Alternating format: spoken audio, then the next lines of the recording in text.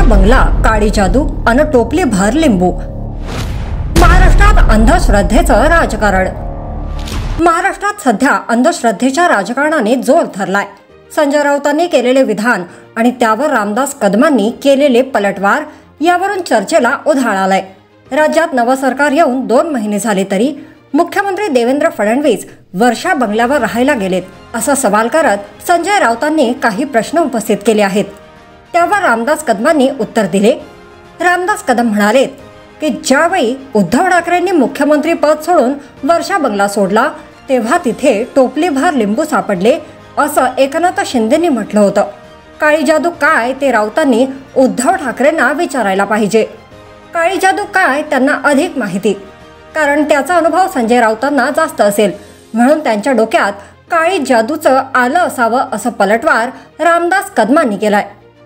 रामदास कदमांच्या या उत्तरावर राऊतांनी हे टोला लगावला। रामदास कदम हे काय स्वामी नाहीत त्यांचं ऐकायला। मुळात काळ्या जादूविषयी कुणी बोलायचे ही अंधश्रद्धा आहे। जर असं कुणी बोलत असेल तर त्यांच्या विरोधात अंधश्रद्धा निर्मूलन समितीने बोलायला हवं।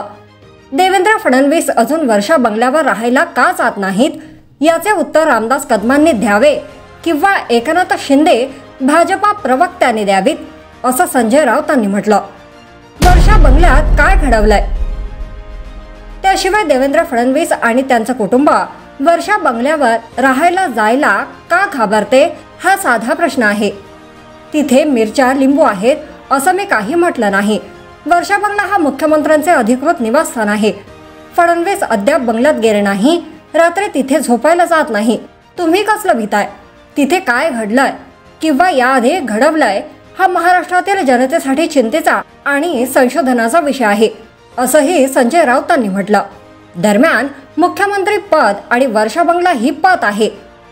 मुख्यमंत्री म्हणून वर्षा बंगल्यावर जावं असं प्रत्येकाचं स्वप्न असतं, परंतु पहिल्यांदाच असं पाहायला मिळतंय देवेंद्र फडणवीस वर्षा बंगल्यात पाय ठेवत नाहीत। अमृता वहिनींना तिथे जावं वाटत नाही। हे काय चाललंय?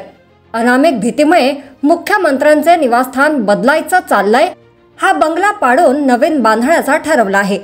खोदकाम करून पुन्हा नवीन बांधला जाणार आहे अशी माहिती माझ्याकडे आहे असा दावाही संजय राऊतांनी केलाय।